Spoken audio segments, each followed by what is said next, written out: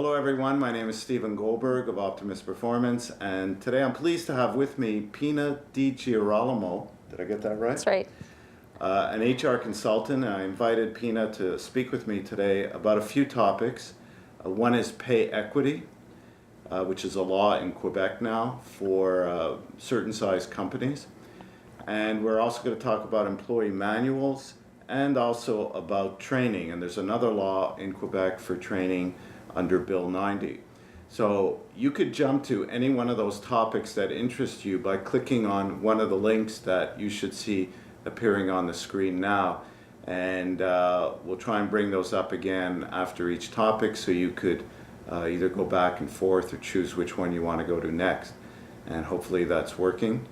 So let's just start. Pina, maybe tell me the name of your company that you have and a little bit about your background. My name of the company is Acta Gestionis, HR consultant. My background, well, I studied in human resources. I graduated in 1988 from Concordia. My bachelor was in commerce and a major into human resources. And it's funny because in 1988, that's when the field, the program in the university started, joined it and loved it since then. Mm-hmm. So, and I'm also part of the l'Ordre des conseillers en ressources humaines du Québec. Therefore, I'm always up to date with any new laws that come out, any new particularity of the field. So talking about a new law, I'd like to talk a little bit about pay equity and maybe explain what that law is and who it applies to. Well, pay equity is not really new because it exists since 1996. However, it was not mandatory to do it. But now the government obliges companies with 10 employees and more to do it. So in essence, what it is that they want to make sure that men and women doing same job with same value, that they're paid equally.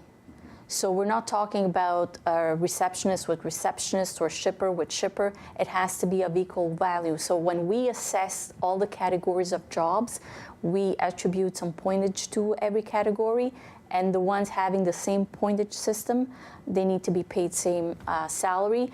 However, if we can explain the discrepancies, like for seniority or more education, then like we could justify the discrepancy among the salary. But in essence, we have to make sure that there's an equity in the salary. Okay. And now this, you mentioned, applies to 10 employees and more. Yes. And this is recent that it changed. No, it was always like that, okay. But it was not an obligation to do it. Oh, I see, okay. But now it is. Now, of course, if there was an obligation, probably most companies wouldn't want to go through that exercise. But is there a benefit, like from the companies that you've worked with, have they seen a benefit to them, to their company after going through this exercise? Well, look, a healthy environment, I'm talking about employees' environment, is always something good for the companies. We understand that your HR are the core of your business. I mean, you could have the greatest idea on this planet, but if you don't have your soldiers to put it up front, you're not going to go anywhere. Right. So creating a nice environment, an environment where you respect the people that work for you and that help you grow, you can only benefit from it. You can't go wrong. Okay. And how lengthy process is it? How arduous is it to go through this for a small company? It's a tedious task. That's why we are asked to go in companies and do it, because business owners don't have time. And a lot of times the business owners, they turn to their accountants, right, but they don't have time either, because it takes between 6 to 8 weeks to do it full time. Really? It's very tedious because you really have to verify every job. You have to make sure that you have task descriptions. That's your first step. If you don't have that, we need to create it. I see. Okay. So the cost, I guess, of doing this would vary depending on if they have role descriptions already or how exactly. They need to be. That affects the cost. Also, the number of categories of jobs affects the cost. Okay. But the starting price is $1,500, or it's $300 per category, the greatest of the two. Great. Anything else that you'd like to add that I didn't ask you about regarding that people should know about? Yes, I strongly, because what we see is that people receive this letter and they just toss it aside, hoping that no one will ever know about it. But I'm telling you, it is crucial that they do act upon it. If unsure, just call us. We'll be more than happy to tell you, don't worry about it. Or they can go online, I guess, to Emploi Quebec, must have information as well. La Commission de l'équité salariale. If they go on their website, the law is there, and the steps to do it is there also. So if you'd like to get more information about how PINA can help you in this process, in the description of this video, I'll put a contact information for PINA. Now, I'd like to talk about training. Because that, you talked about how creating a more healthier work environment. Now, there's also a law for training, Bill 90, and it applies to all employers with a $1 million mass payroll. Correct. And they need to spend 1% of that. Now, I know that not all, most, I think, by now have figured out how to account for that, either when they're hiring, but you also work in that area as well. Correct. But how can an employer benefit from investing properly in the training of their employees? Well, the first thing to remember is that if you don't take advantage of this 1% of your salary, of $1 million and over, it's lost. In other words, like, you still have to pay to the government. So if you have to pay something, why don't you make your employees benefit, and in turn it will only increase your productivity? So by increasing their knowledge, by just refining what they know, they can bring you ideas. They can put new projects like on the road, and like you can only benefit and make your company grow. It influences your growth. Right.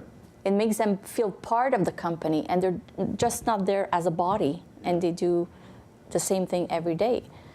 So when companies looking at training, what types of training should they consider? Obviously, there's skill development. All types of training, skills, behavioral, how to interact in a team. There's a numerous number of training, as you know, and you could suggest.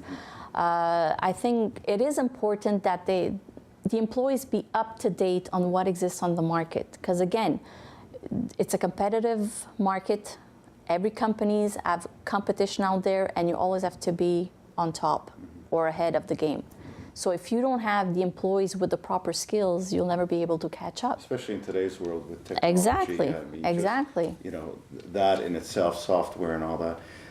What about, like, how do you determine or help a company determine what are the proper trainings, the priority of training needs? What do you do to help them in that Well, way? the first place where you'll see that training is needed is when you assess your employees. When it comes time to either give a raise, a bonus, or even just assess the performance of your employees, you'll see if there's deficiencies in any area. And so that should be done at least once a year. Definitely. And then from that you can make a training plan. Exactly. And actually, we encourage twice a year, every 6 months. Why? Because if there's a little problem, you can act upon it right away and not wait at the end of the year where the problem gets bigger. And if a person is not too knowledgeable in an area, that doesn't mean that your employee is not good. On the contrary, it just needs a little bit of tune-up, and it keeps on doing the job that they're doing.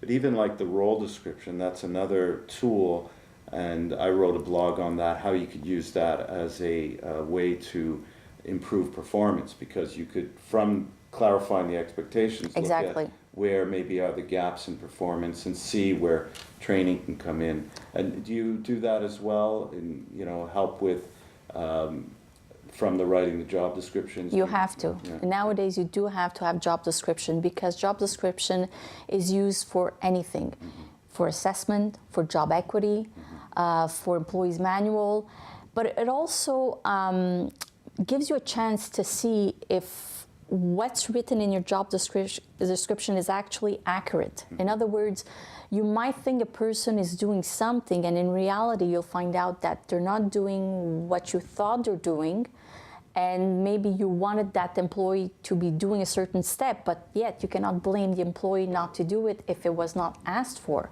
So it gives you a chance to review your procedures and to make adjustments. And if ever you want an extra step to be done or remove something to be replaced with something else, you know, everybody is aware of what's going on. Clarity in a company is the best thing you can have.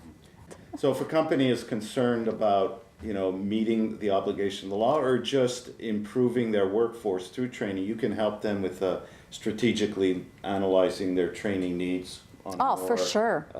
Global way, I guess. For sure. And All actually, aspects of the job. you should encourage your employees to come and see you if they think they need some training in certain areas. That's why if we have an open channel of communication, they'll come and see you. Don't worry. Yeah. They will come and see you and tell, listen, I need help. Can I get a course of some sort of, someone can show me how, you know? And, you know, another problem too, I guess, with training is companies that are very busy and working with limited resources don't want to send employees for training because it's taking them off of being productive.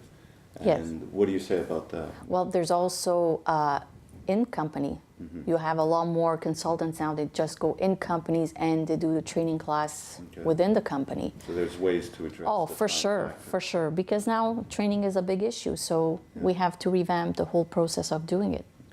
So if you want more information on the law for training, which is Bill 90, you can contact Pina about that as well. And now I'd like to go into this one other topic, which is employee manuals.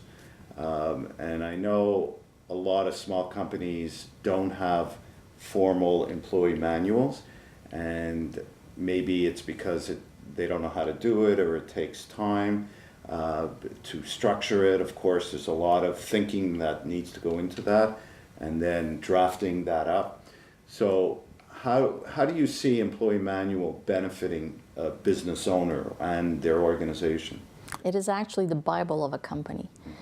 Because by having a manual, you're transparent. Therefore, you're laying on the ground the rules and regulations of the company. And then nobody can tell you, I did not know. So if you set the rules clear, both sides know what to expect from each other, and there's no surprises. So I think clarity in a company, as I said before, and if you open up the channels of communication, you can't have any conflicts. So it's like a preventative tool. Definitely, definitely. There's nothing greater to go in a place where you know what's expected from you and what the rules are. Right. Now, you often hear, and you know, we have les normes de travail, which Correct. When Our best somebody friends. gets terminated, they, you know, often will go there to see what they could get back from their former employer. How does an employee manual protect an employer?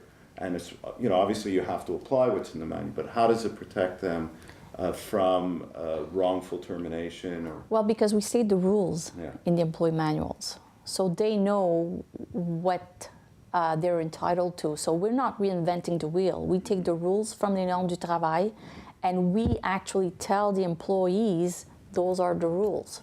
So again, there's no surprises. Like everything is clear. Clarity is very, very important. Because now employees do have access to the information. So if you think you can hide something from them, you can't. Not with the technology today. Everybody has a computer. Yeah, for sure. Can you briefly tell me, like, to formulate an employee manual, what are some of the key steps you need to go through? Well, we have to meet with the employer. Right.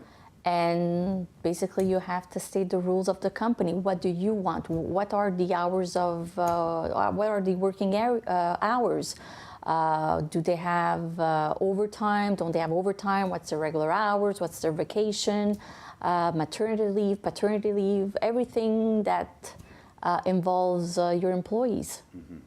So CSST. And so you help them, I guess, in the process, interview them, flush out the information, Yes, and then you write it into a form that's a manual. A manual. It's a manual with the subject in each chapter. You have what happens if someone gets hurt at work. We have all the steps as to the procedure that they have to go through, how they are paid. It's clear, like there's no hide. And you follow a process, I guess, that is through your training as a certified human resource consultant. You know all the components of employee manual. Oh yeah, because we do work closely with les normes du travail, so Okay. we can't, as I said, we're not reinventing the wheel. Like, we are stating the rules as they are by the government, so. Now, I've seen, companies that have employee manuals, but they're often not up to date. Exactly. Or they're not consulted properly by managers. Do you see that as well? Yes. And Why? Because they're not distributed. they're not distributed. So It's why would somebody unfortunate. go, to all this effort of creating a Just to manual say and that they not- have a manual, but it's unfortunate because that's where you could have some conflicts. Instead, if you tell your employees, your managers, those are the rules of the company, everybody is aware of it, how can you have a conflict? How can someone come and tell you, I did not know? Right. Again, clarity. Clarity, clarity, clarity. Cannot stop saying it. So I guess, obviously the ideal situation for you and an employer that doesn't have a full-time HR person would be to have you working with them on an ongoing basis to make sure that, the investment in the training and in the employee manual and pay equity, that it's being applied, that it's kept up to date. Exactly. Work closely with them. Well, that was the goal of my company. It was a personalized service. Right. So it was as on-demand basis. What do you need? Because you don't need someone full-time to do an employee manual. Once it's finished, it's finished. So why do you need to pay a full-time salary? Right. But for coming back to the employee manual, if you do have one, it would not be a bad idea to just reassess it. I mean, if there's nothing to do, it's complete. There's nothing to do, we're not charging. Right. But laws change, terminology change. So it's always good to be up to date. Same as like a website, I Correct. see a lot of companies are always upgrading their website Yes. and trying to keep the information current. So employee manual is really the same thing. And I guess now they exist online for within the company that, people can go consult it online. Sure. Yeah. And also what we do is that we create a receipt as to when the employer gives it to the employee. They sign off saying, I did receive my manual. So the employer is protected that way. Because look, even if you have a manual, that does not mean that it'll be a perfect world. Right. But you lessen the chance of having some problems. Great. Anything else you want to add about employee manuals or policies, company? What I have to say is that your human resources department is crucial. Even if you don't have one, create one virtually if you have to, but your employees need guidance. Your employees needs to have someone that hold their hands and lead them through the company. That's the only way you can succeed. Yeah, I agree. Otherwise it becomes constraints to Correct. managing, to growing the business for sure. So thank you, Pina, Thank you. for covering that, all these topics. You can go back and watch any one of these topics by clicking on the links that are should be appearing on the screen right now. And I appreciate you taking the time. If you want to contact Pina, I'll put her contact information in the description of this video or on our blog. And I invite you to subscribe to our blog and to our YouTube channel so you could be informed of new releases on topics concerning employee development and performance. Thanks for listening. Hope to see you again soon.